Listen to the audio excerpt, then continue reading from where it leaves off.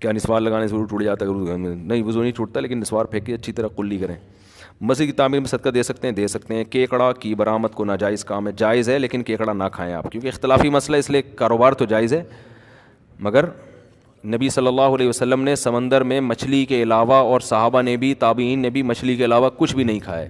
تو اس میں امام حنیفہ کا موقف بہت مضبوط ہے کہ سمندر کی صرف مچھلی حلال ہے. لیکن بہرحال ہم چونکہ اعتدال کے قائل ہیں تو دیگر فقہاء اس کے جواز کے قائل ہیں، تو ہم کیکڑے پر وہ حکم نہیں لگاتے جو کتے بلی پہ لگاتے ہیں ہم کو، ٹھیک ہے نا. کیونکہ امام شافعی بھی اہل سنت والجماعت کے امام، امام احمد بن حنبل بھی، امام مالک بھی وہ جائز سمجھتے ہیں.